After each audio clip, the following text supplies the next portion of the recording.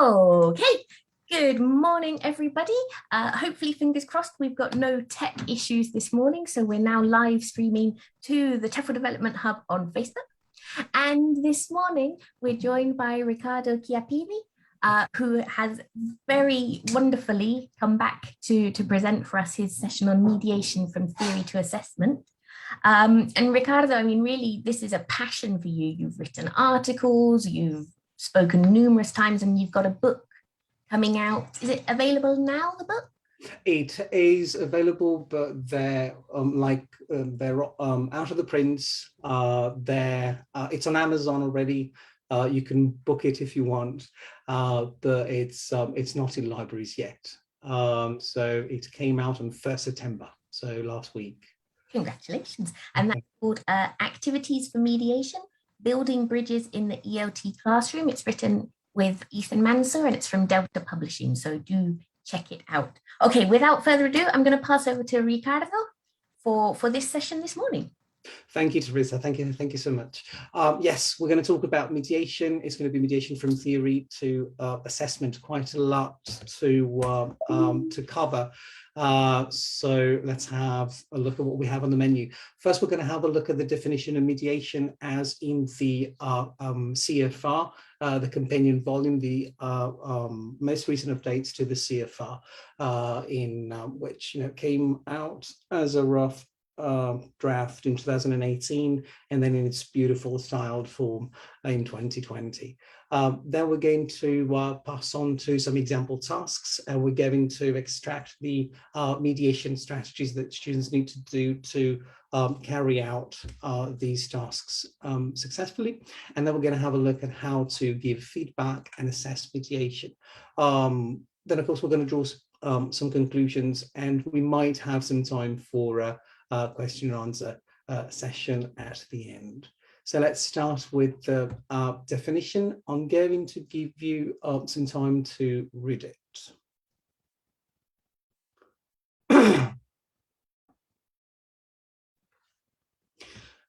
As you can see from the definition already, you can see the intrinsic social aspect of mediation. Mediation is about helping people, helping each other.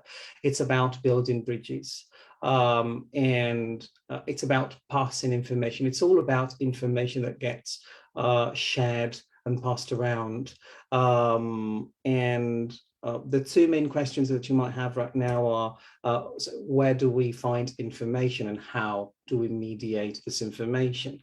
So, of course, information is found in texts. When we talk about texts, we talk about written texts, spoken texts. We talk about visual texts or multimodal texts. So a mixture of the previous three. So I don't know, a graph is a visual text, but a film can be a multimodal text because it's visual. It could be written if you have subtitles, and it's obviously spoken. An article is a written text, and of course a podcast is an oral text. So text is everything within this group, written, spoken, visual, or multimodal. Information can be found in collaborative group work where people share information, generally to solve a problem or to find a solution, or even to come to new conclusions. And information is shared in social interactions where people share their ideas, their opinions, or even at work when you have to pass some information on to, from your boss on to someone else in the lower ranks, as we are. These are basically the three main flavors of mediation in the CFR. We have mediating a text, mediating concepts, and mediating communication. And in the next few stages, we're going to have a look at mediating text, concepts, communication in more detail. We're going to start. We're going to start with mediating a text. We're going to have 3 example tasks for mediating a text, 1 task for mediating concepts, and 1 task for mediating communication. This is also because the authoring body of the CFR illustrates, describes 7 types of language activities under this macro category, mediating a text. So it's 7 of them. Then mediating concepts, it's only 4, and mediating communication is only 4. Let's start with mediating a text. So I've found 3 different types of texts. One is written, one is oral, and the other one is multimodal. So an art exhibition leaflet is a written text. It can also be multimodal depending on the, there are some visual elements, of course, but mainly multimodal, mainly written, sorry. Then we have a podcast on mindfulness, which is definitely an oral spoken text, and then an infographic about the US voting system. So an infographic in this case is both, it's a mixture of numerical information, numerical, visual, and textual information. I found this on the internet, then I tweaked it as well, and so I thought, okay, I could create a task out of this leaflet. I didn't even know what tapestry cartoons were before I did this task, so I just like Goya's tapestry cartoons in Madrid. Let's create a mediation task out of it. So first of all, okay, we have an art exhibition leaflet. What kind of information can you find in a leaflet of this kind? Definitely information about who the artist is, their style, where the exhibition is, and possibly the price and discounts for the exhibition's timetables, etc., etc. So an example task could be the following. I'm going to give you some time to read it.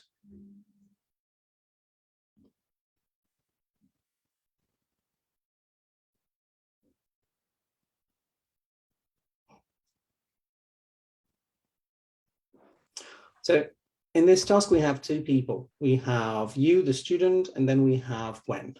Gwen loves Goya and Spanish art, but she's never heard of Goya's cartoons collection before, and neither had I. So the task is basically the student reading the information in the leaflet, extracting the most important points, and then passing them on to Gwen.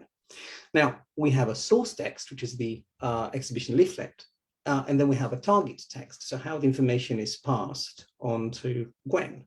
In this case is an audio message, so it's an oral text. Let's have a look at it in more detail. So how can students do this? So to pass on this information, first of all, of course, they have to read the text and they have to identify the key points in the leaflet. The most important points will be about the exhibition itself. It has to be interesting for Gwen. So the most interesting things about the exhibition. Then they have to, of course, paraphrase all this information and summarize it or even expand it. Summarizing, of course, when you know that the audience or target audience already knows about, in this case, Gwen knows quite a lot about Spanish art, so she doesn't have to explain who Goya is, but she might have to explain what tapestry cartoons are. And so that in the case, they should expand on the information. Probably it's in the leaflet, probably it's not. So we'll also have to combine information, extra textual information and textual information. And then, sorry, if the leaflet is in the student's L1, in the student's first language, then they will also have to translate. And many more different strategies, but the most important ones for this task are these: identifying information and then paraphrasing, summarizing, or expanding, combining in case necessary, and translating. And this idea of bringing in extra information as well, is that part of mediation? It's definitely part of mediation. Now, it's not about, because someone, I think it was like last year, someone asked me, kind of the same questions, like if you're giving an opinion, like as you have a text, but then if you also give an opinion about, and it's just your opinion, if students just process the text and it's not the information they're passing, but only their opinion, is it mediation? If it's only their opinion, no. But if they combine their opinion with the information from the text, then yes, of course it's mediation. As long as it's relevant and it's appropriate for the target audience.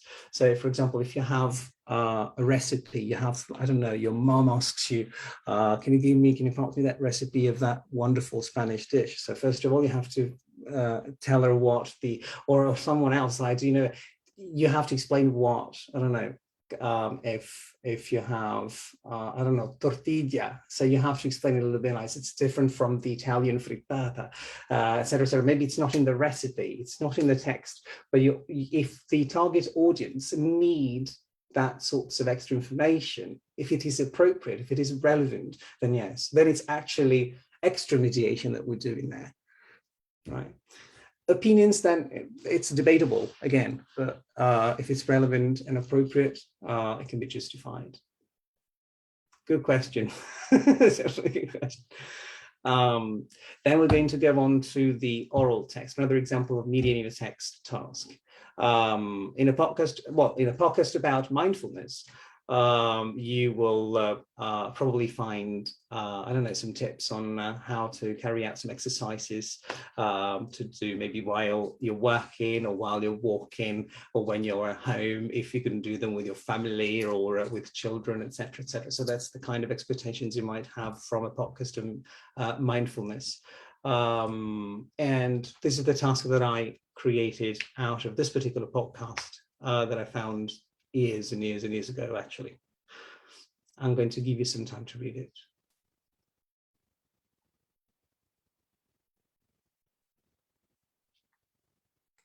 I love how the tasks are really topical as well, like sending a voice message, sending a text message. It's not just kind of write a summary. Yes, that's what happens in the real world in the end. Like the most of the mediation tasks that we wrote for the book, if not all, are based on authentic situations, because that's definitely where mediation happens. Mediation happens every day, and this is what happens. So you have someone, a friend or a relative who this task gives more background information than others in general. So you have a clear picture of who you're a clearer picture of who your target audience is. She's having problems, she's having issues, she's juggling between work and family life, and she needs some tips, basically. So here again, it's a text in which from which the mediator, the students, have to extract the most important information, not everything, because Laura, in this case, Laura doesn't need all of them. Do we know, wait a second, something to keep in mind. For example, in the rubric, we might have wanted to add if she already knows about mindfulness or not. So in that case, we could even know if we have to explain a little bit more on what mindfulness is, or the rationale behind doing mindfulness exercises, etc., etc. But still, the mediator extracts information, the most important points from the source text, which in this case is an oral text, and then passes them on to Laura, so the target audience, through now a different type of target text, which is a text message. So it's written and also like as the audio message, even if it's not probably, even if it doesn't have features, as fixed features as you might have in an exam type essay like B2 First or IELTS, where you have exactly, which features, the features that you have to respect to write them. But still, they also have some features. They must be short, generally quite short, so they can't exceed, I don't know, 300 characters. Even if you can, it's like, when a message is good or not, or this is too long, or this is too short, but they're generally short. They have a particular style, so abbreviations, emojis, etc., etc., etc. So a different type of target text from the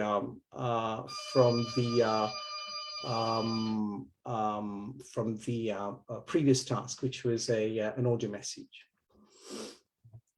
to delve into, I'm really sorry about this. I don't know why they're really, sorry, give me just a second. I'm going to go back in a second. So sorry. I'll hold down the fort for a second. Yeah, I love these ideas of making the texts real world and getting the students to do things that they would do in real life anyway. Whilst you've come back, Riccardo, we've actually had a question. What would you say are the ingredients for teachers who want to introduce mediation tasks into their lessons? We've mentioned situations. These are the ingredients, in fact. So you have a mediator, you have a source text and a target text when it comes to mediating a text. Then we're going to see the ingredients for a mediating concepts task, and then we're going to have a look at the ingredients of a mediating communication task. They're quite many, but for mediating a text, it's mediator, the student, the source text, and the target text. Source text might be provided by the teacher, so you might have the text from the course book that you're using, or even a different type of text that you have from that you might have downloaded from the internet, something interesting that you have found and you want your students to read. That's a text, or a podcast, or an audio, etc., etc. And then, of course, the target audience can be real, like other students, where you have role play, but that's what we're going to have a look at when we're going to talk about mediating communication. But in this case, these are the mediating a text. Then we're going to see that mediating concepts, group work. So the group. I'm going to see that in a minute. When it comes to this particular task, we're going to, of course, the students have to use exactly the same strategies. But on top of that, as the source text is spoken, it's a recording. So they also have to take notes. They will have to be able to extract the key points based on the situation and write them down. And as in the previous task, and all mediation tasks in general, they will also have to think about how to take these notes. So in reading a text is much easier because you have the text there, you can go back and forth. You can read it again, you have some time to go back and find the relevant points. With audio is a bit trickier because, of course, you can have students listen to the recording again and again, but they will have to be a little bit more focused on and that's generally why also when the source text is a recording is a spoken text, then the situation must be written, the background information about the target audience, who the target audience is and what they need must be very clear. So otherwise students will have to take notes and will probably take notes of everything.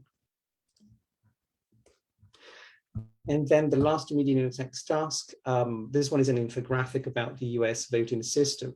And this type of infographic, you have information about, this one in particular is about which candidates can present themselves if they're born in the US, et cetera, the process they have to go through, the rallies, the primaries, some vocabulary there to pre-teach caucus, et cetera. So something very specific, or cultural specific in this case. And this is the task that I've created out of this infographic. I'm going to leave you some time to read it.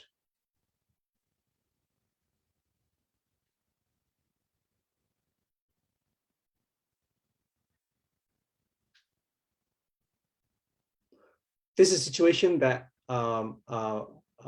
happens, even if it doesn't happen every day, it happens. You might have someone who's younger than you asking for, who's doing a school project, and it's something about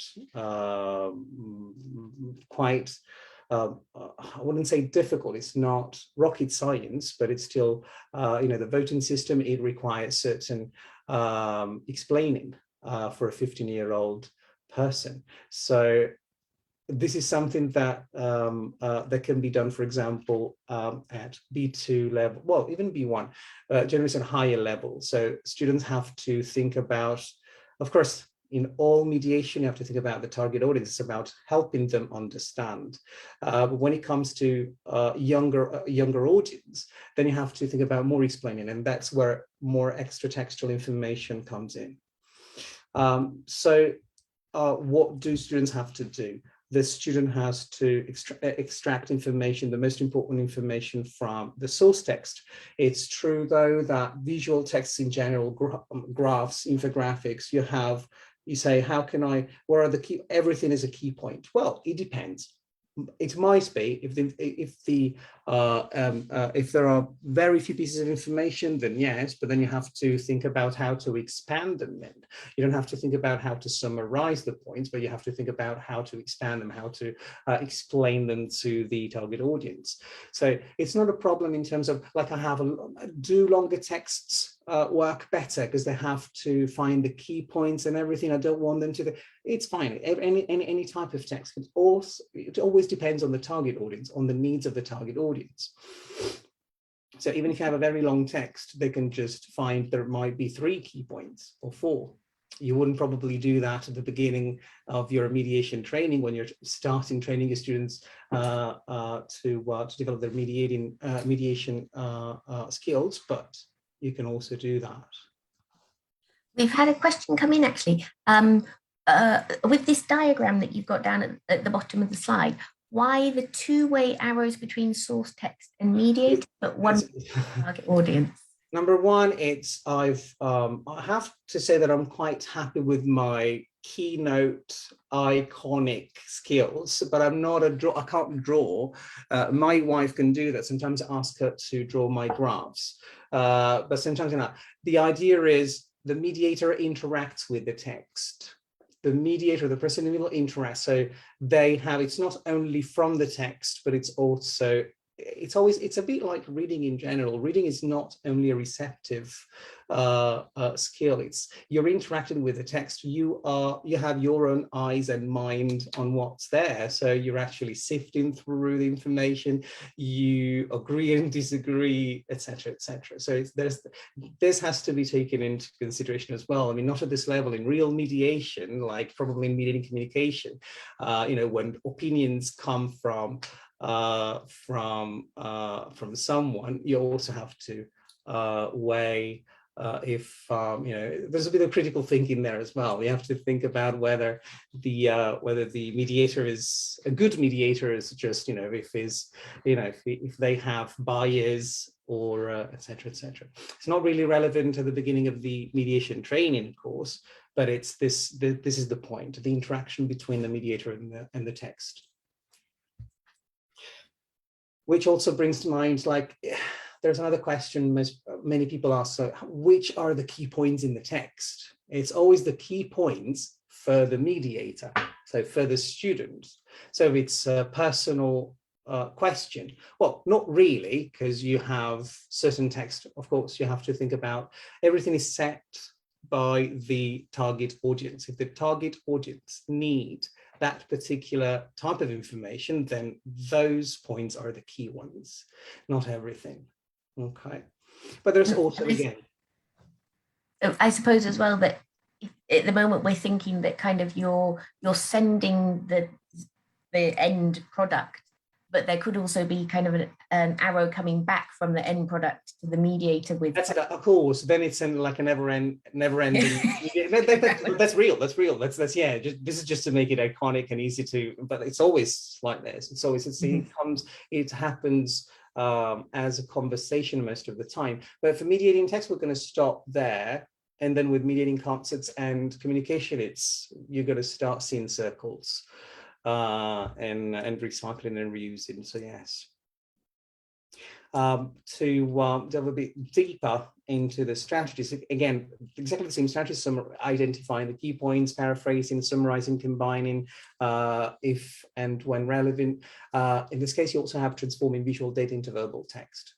So you have to, students have to know how to read an infographic or a graph or a bar chart, a pie chart, etc., where they can find the main points and which are the most important points, and again, relevant and appropriate to the context.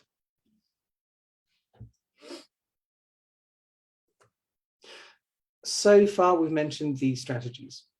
I actually put on the slide in case I'd missed the point, but I think I've made it quite clear in all the tasks. They always select and omit. Of course, select and omit, they have to select the key information, but they have to think about, you know, the ones that are not relevant. And that's a key strategy too. Summarizing when relevant, sometimes expanding is better than summarizing, than paraphrasing. For explaining data like the infographic, transforming visual data into verbal text, translating what is in the L1. We're not going to cover any cross-linguistic mediation task today, but we're going to mention it every now and again. And then, of course, combining, as you asked about as well, extra textual information and textual information together. Combining is also different points in the same text. It can be both combining 2 points in the same, 2 or 3 points in the same text, like you summarize the 3 points in different, they in the text, maybe they are in different parts, like in paragraph 1 and in paragraph 6, and you put them together in the target text, or extra textual and textual. And this is the what mediating concepts mean, actually. So this is the second macro category. This is the second flavor, the 3 flavors: mediating a text, mediating concepts, and then mediating communication. Mediating concepts is group work.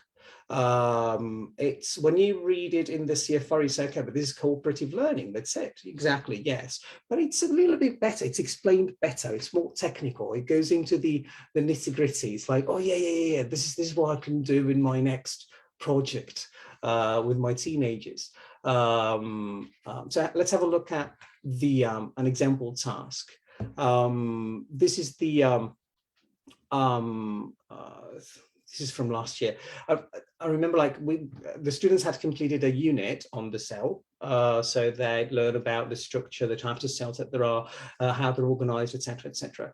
And so, and this is the task that I thought about when they did that. Let's put these things now to good use. Let's do some mediation with all the information we've got.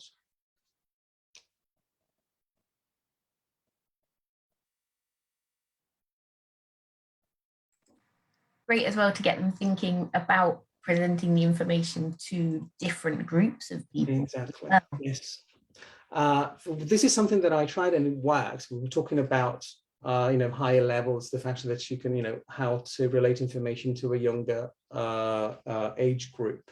But students who have younger brothers and sisters, they do it really well. They know what the little ones, the little siblings, how to talk to them. Even my older daughter changes her ways completely when she talks to her younger sister, who is almost 2. She's 4. Olivia is 4, and Emma is almost 2. And she changed it. It's like it's beautiful to see how they change register and start. It's like, wow. Even grammatically speaking, even if she knows something, how to structure a particular sentence, she changes it for Emma to understand. So she puts subject and verbs. Well, anyway, she also mixes up languages quite a lot, but that's another thing. So yes, a younger audience, they're children between the ages of 4 and 6.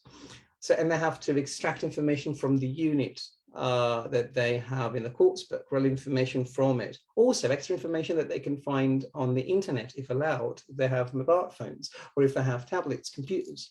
Someone can take care of finding relevant pictures and drawings. And then also, if you want to give them this subtask, a little, a short list of keywords with simple definitions. And so how do they do so? Which are the main ingredients? You have group work. Every single person in group work is a mediator.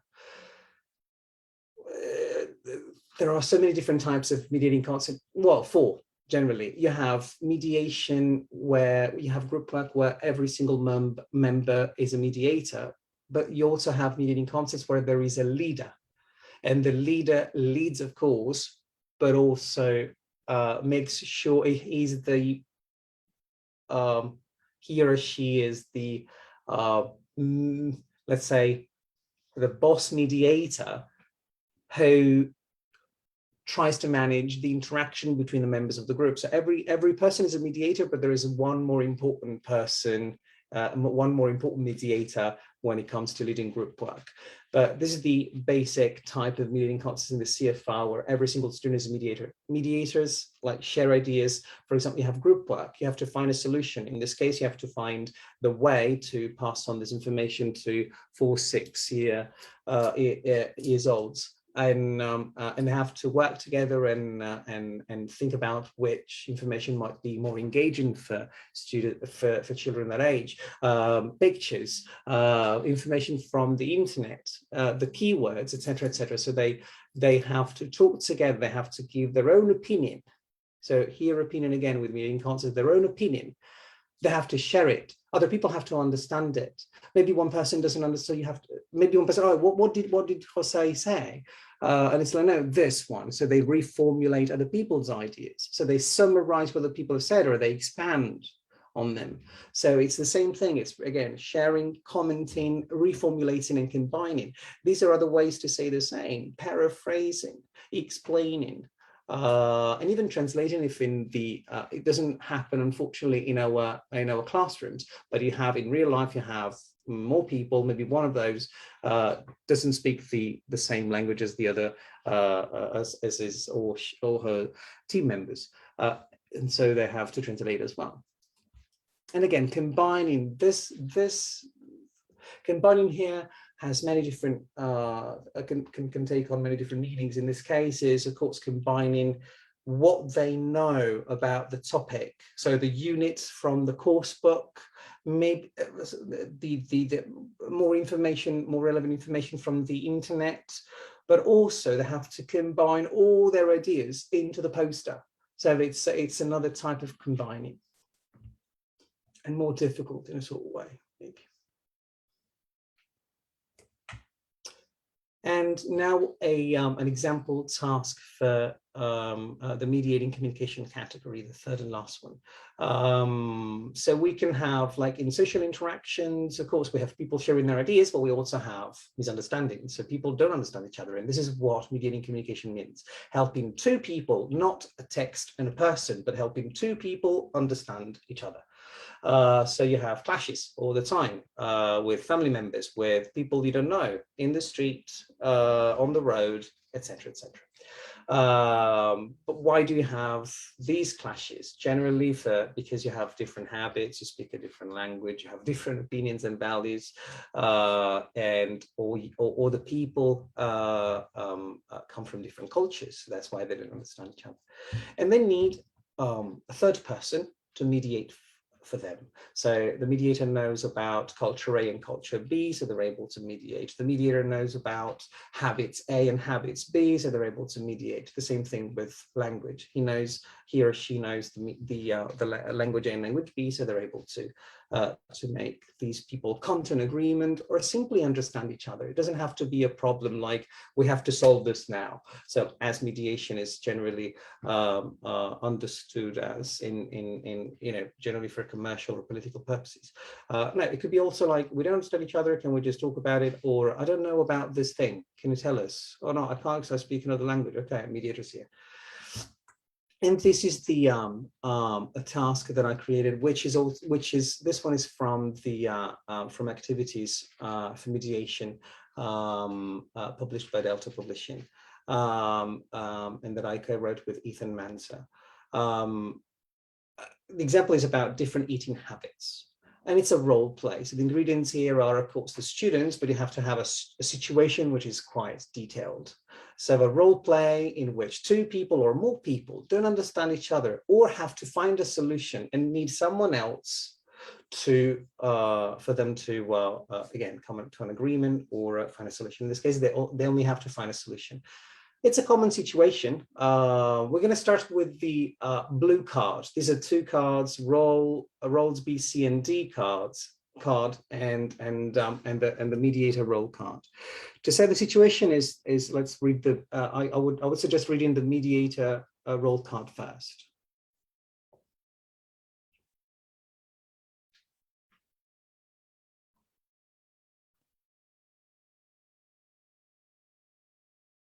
Nice idea about the times as well, because that's a huge cultural difference across different countries. It happens a lot. It seems like, do you have three guests? It happens actually. There are people who have two guests. This actually, I mean, I kind of twisted it. It was like in Norway. It wasn't in England, and it's a bit more common there in Sweden and Norway and Scandinavia in general to have more guests instead of only one. Probably because they live in the countryside, most of them. They have more space. But anyway, and then role B, C, and D, of course, they're the guests. And they know exactly what they have to do, who they are, and what they have to do.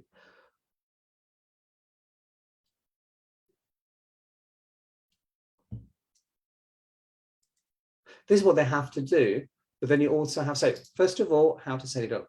You give the situation, you explain the situation, then you give this general role card to the mediator and the other students. So you might have divided them into groups of 3 or even 2. It doesn't have to be 3 people. It could be two guests and 1 mediator. So at least 3, and then you can have, I think, max 5 would work great, 5 as well. And then you give to each of them the specific habits they have, eating habits they have. So role B is from Italy, C is from Norway, and D is from Spain. So they have something in common, but a lot of things that are quite different. But also, it's not only about culture, it's also and habits per se, but also preferences. Or, they don't like eating meat for lunch, or they don't like this, they don't like orange juice, they prefer this and that. So the students, let's say the guests, get their green card, let's call it, and then they get their role B section or role C section or role D section. The mediator gets their blue card and also the whole piece of information about each different role. So this one on the slide is the role A mediator full role card. So read the information about each of the guests, and you will be the one who's going to mediate the situation. So what do they have to do? Of course, the guests have to defend their own opinions. I would like to have this, and I would like to have that. So what does the mediator have to do? They can't really go, okay, we can do this, this, and this. They can suggest solutions, but not till the end. What they have to do is to manage the interaction. So they have to make sure that each single guest has their own time, enough time to explain themselves. Or if they notice that something has gone unexplained, they can ask them to explain. Generally, this happens with, I don't like this. Okay, what's this? I don't know what that dish is. Oh no, it's a meat dish, etc., etc. It usually comes from the other students. But if the mediator understands that there's, this piece of information, went unexplained, then they can elicit from the students, from the guests.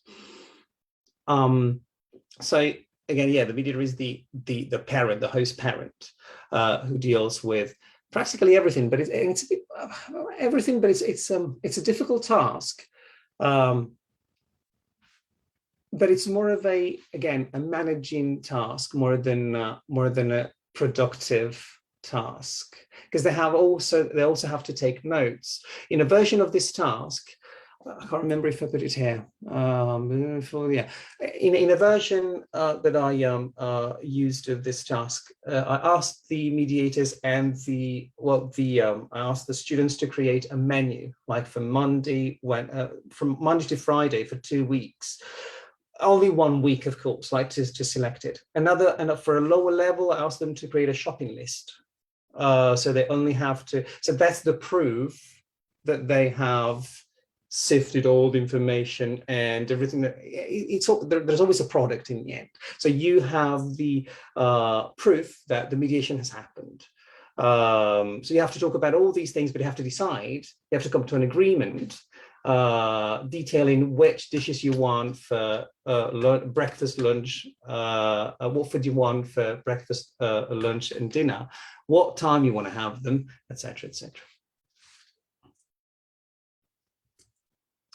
Yeah, again, to make it to talk a little bit more about this task, it's again across the three macro categories, students will have to use the same mediation strategies, but certain strategies will have a teeny tiny different flavor maybe, or used for different things. In this case, you can explain yourself, or you can explain what other people have said, or you can elicit an explanation of what somebody has said. So it's not the mediator who explains it, but it's the mediator for mediating communication. We're talking about mediating communication here. So it's not the mediator who explains, but elicits the explanation from the guests in this case. And then, of course, the guests will argue and will have to agree and disagree, of course, as well. And then there's, again, the same strategy that we saw in mediating text and mediating concepts. We're combining. Combining is very important. They have to combine their ideas together to make an agreement, to come to an agreement, be it to create a shopping list or a full menu.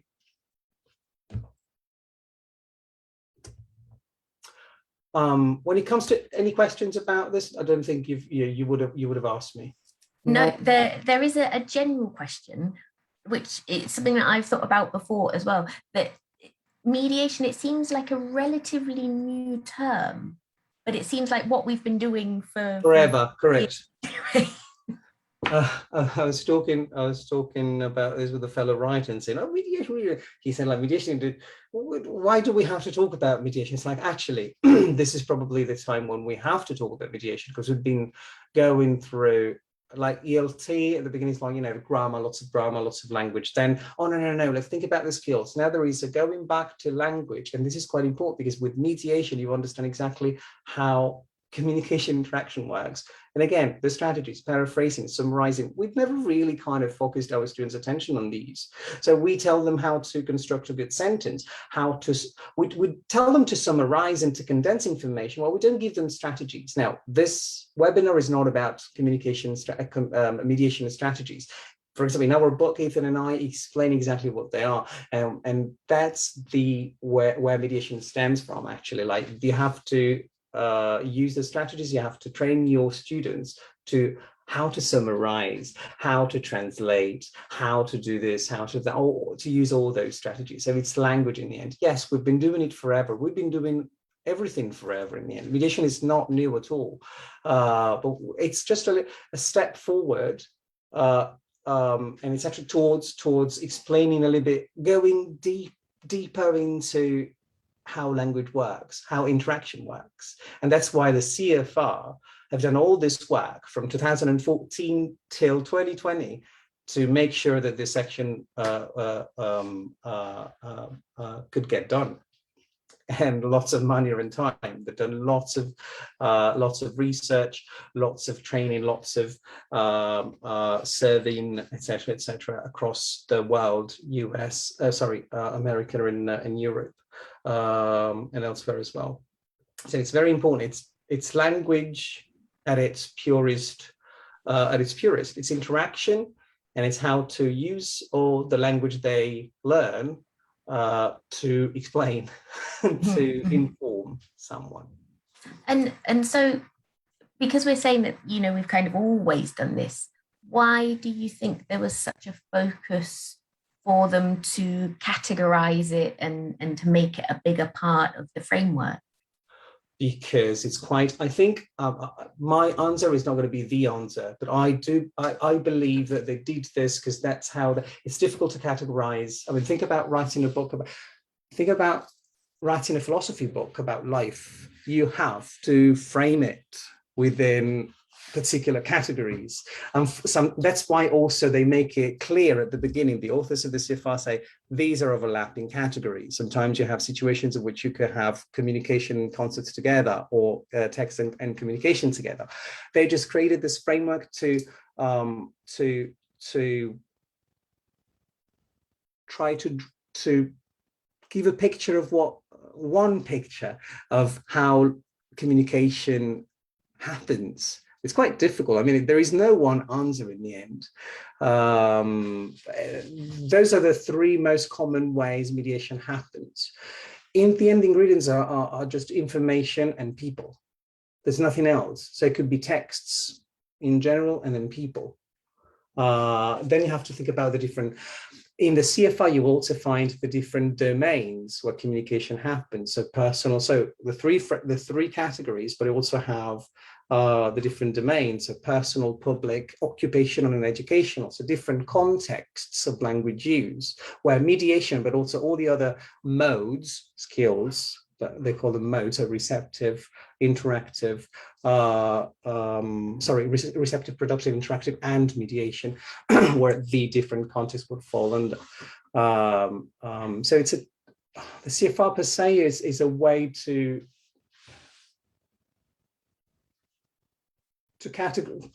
categorize language learning per se, different situation, different contexts. Unfortunately, there is no one answer. But yeah. Yeah, we had an interesting response from the original poster of the question.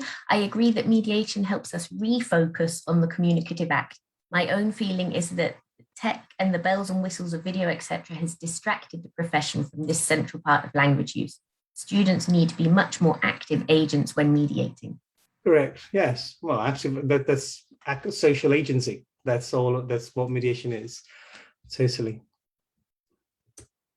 So let's have a look at the strategies. So what do we do with these strategies? We talked about that. We said that strategies are the most important. Well, one of the most important things in mediation.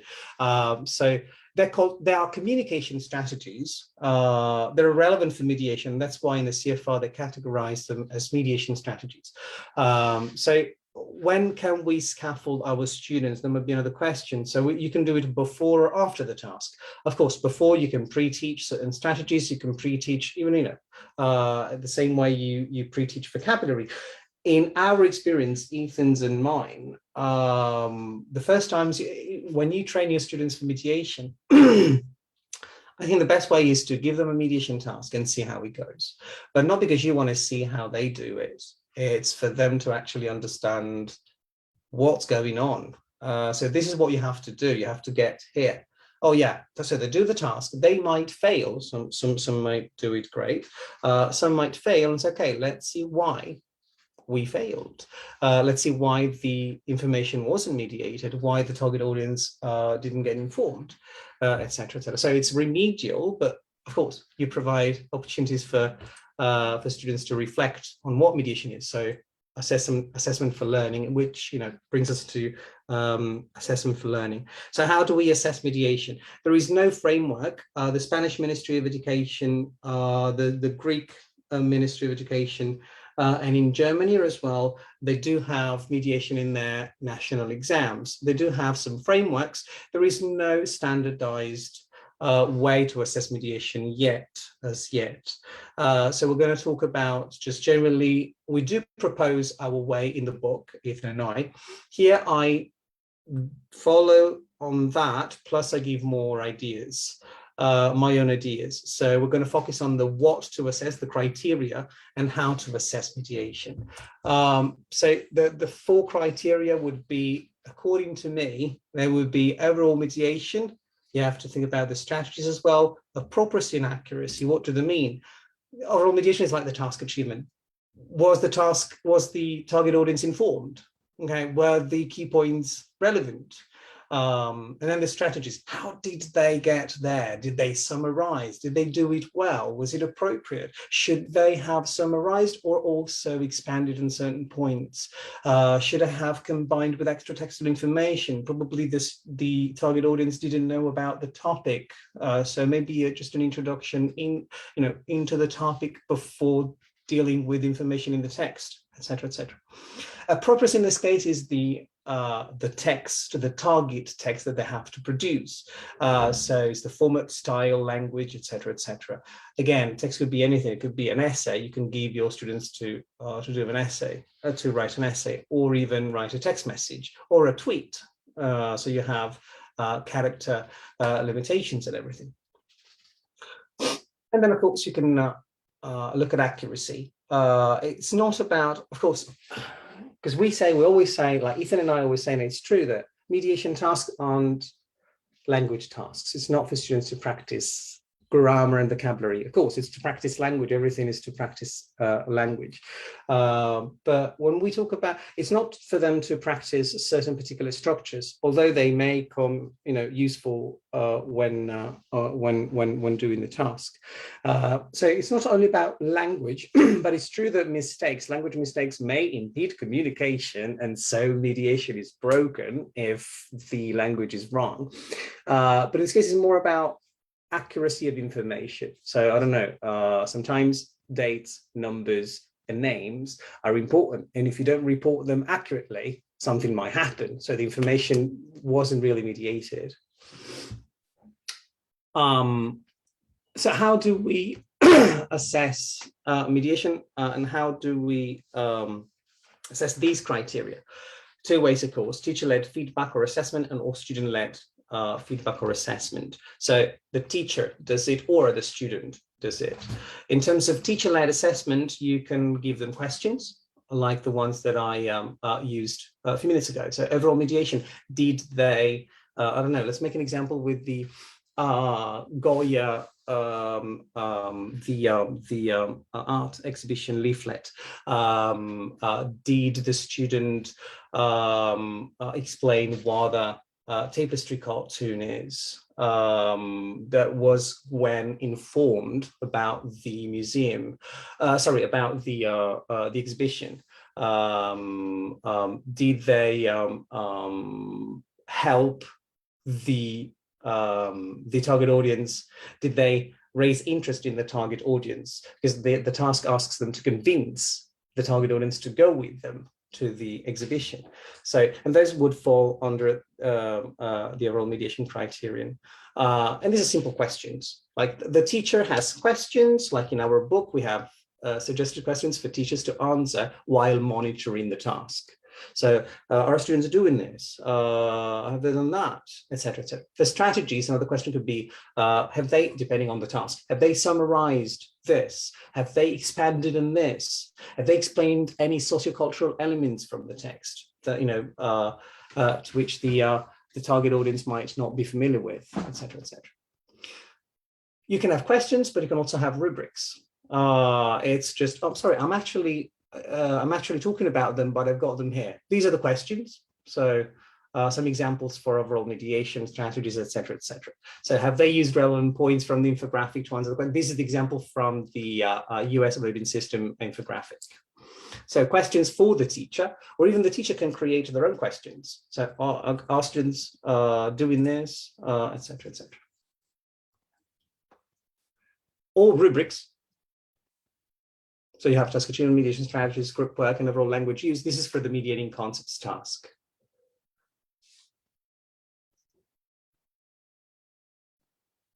This is just a suggestion, like marking the criteria 1 to 5. But it's not necessary. Well, it depends on how you want to mark or assess a mediation task. So teachers can use questions, rubrics, but can also use the CFR itself. The CFR itself is a resource, is an endless resource for this. It's the only, probably only resource. This is what students are supposed to do at B1 for, can ask policy disagreement to explain. This is for mediating communication. So a B1 for this type of mediating communication category, this is what students are supposed to do. Did they do it? Yes or no? And now student-led feedback or assessment. Students can do exactly the same. They can answer the same questions. They can use the same rubrics. They can use the CFR, or better. In terms of questions, you would rephrase them and make them more level-friendly, etc., etc. Rubrics, exactly the same, more level-friendly or age-friendly.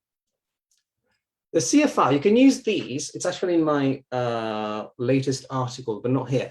I've used I've rewritten teachers can rewrite the CFR descriptor so that it's easier for depending if it's for a B1, then you would change certain words. You would just rewrite it for making it easier for students that level to understand. But from B2 upwards, most of the scriptures are understandable for them too, so you don't need to treat them either. So it's exactly the same here. I've proposed my own ideas for assessing mediation, and it's exactly the same. There are many other different ways students can do peer and self-assessment. So you can also have portfolios. You can have different types of questions. Of course, you can have simple discussions. You don't have to have a piece of something like, a list of questions or a rubric or the descriptors. There are many others. These are just some examples of how both teachers and students can assess their students or their own mediation. I'm very aware of the time because you said kind of 5-2, I've got to go. Yes, absolutely. Absolutely, yeah. No, we won't be able to go further than well, this is actually the first one. It's about well, it's the conclusions and then a little bit of advertising as well. So I hope you are that you understand that mediation is quite important. I mean, it doesn't mean that you have to do mediation every day in your class. Even if you do it once a week or once a month is fine, and you can integrate it easily in your lessons. And the idea is, just because mediation is everywhere, literally everywhere, it's authentic, it has a purpose, etc., etc. Scaffolding mediation strategies are transferable to other skills. It's not only for mediation, but also for receptive and productive skills, as they are for interactive skills. Talking about YLs, or young learners and teenagers, mediation is a hub for 21st century skills. So when we talk about, there's another way to see 21st century skills. Mediation is a hub of 21st century skills. All of them are there. So every single task, you have more than one 21st century skill at work, and all the types, the 4 C's, literary skills and life skills. All of this is in this book. It's not upcoming anymore. I created this presentation before September, but before the 1st of September, but it's out now. It's mediation from theory to a little bit of assessment there as well. So theory and practice mostly. There are a lot of tasks. Delta Publishing allowed us to keep all the tasks. Generally, they went for a page limit of 150 or something. They gave us like up to 186, so it was great. And there are lots of extra resources. We talked about peer feedback and self-assessment. There's lots of ideas in there. So it's not only about how to run a task, but it's about what's mediation, the strategies explained, the tasks, lots of information about how to run the tasks, pre-task, post-task, how to deal with feedback, and also how to do the same task, how to turn it virtual. So how to use it for your online classes. That's also why it's 186 pages. And a little bit of assessment, and how to create tasks too, how you can create your own mediation tasks. I think it's everything is there. Everything is there, definitely. Excellent. Well, huge congratulations on the book as well, because yeah, it looks really good. Yeah. It's nice. It's something, if you like writing about something, then it's not the kind of, it's time consuming, of course, but it's a bit different from writing, I don't know, test items, for example. But anyway, I think I can deal with. Maybe we can do the question and answer session if there are any questions, because I've just received an email and I don't have to meet. So yeah, just got it from the notification. Yeah. In the end, most of the questions I've kind of dotted in. There's a lovely comment as well talking about the official language school teachers here in Spain. assessment was the source of most anxiety when introducing mediation in their classes. So it's great to see there are beginning to appear frameworks for this. Yes, it's been difficult as well, and I have a comment there. Yeah, I wrote quite a lot of preparation materials, exam preparation materials for the EOIs this year, coming up soon, or probably already they've already come out, and that was quite an issue because you don't really have a framework. So you don't really. I'm not really sure about that. I don't know if they do now, but it's also why I added numbers. I wanted to add numbers like, how do we mark it from 1 to 5? Like in exams, generally you have, you have content, task achievement, coherence and cohesion. So you have to mark them, right? Okay. So 1 to 5, think about the criteria, etc., etc. This is my proposal. There is a framework done by Maria Statopoulou, a Greek professor at University of Athens, where mediation started. I wouldn't say it's where mediation started getting into not only academia but in language teaching and testing. So you can find something online as well, and it's about how to think about the difference. So you have task achievement, but you also have sociocultural elements, etc. So it's structured differently. You do have a couple of ideas, but just to remark the fact that it's my ideas here. So a little bit from Ethan's as well, but the ones I proposed here are mine. They're not official. But anyway. I mean, I was thinking as well, because I used to prepare students for the Trinity ISE exams, and they include, at the time I didn't realize it, but mediation, there's a task, exactly, writing, and then the listening exam as well is listening and then summarizing the key points. It's Trinity, it's IELTS. IELTS also have like explaining data and combining source information. Correct. Yeah, it's really interesting. Excellent. Well, I mean, there haven't been any other questions. There was a comment of hope the book sells like hotcakes. Because I'm sure lots of people will be going, what is mediation? Okay, good. Yeah, but huge thanks, Riccardo, for coming. Thank you very much for me. Interesting. Yeah, and I'll try to attend one of your wonderful hub webinars. I haven't been able to do it so far, but I will. I promise I'll be there as an FD super soon. Okay, no worries. I promise. Thank you so much, Therese. Yep. Well, we're back on Thursday, everyone, with Elizabeth Coleman. She'll be giving us an introduction to transformative pedagogy, which is another new term for me. So looking forward to learning lots with her then. Fabulous. Thank you again, Riccardo, and everyone have a great week. Fantastic. And you too. Bye now. Have a good one.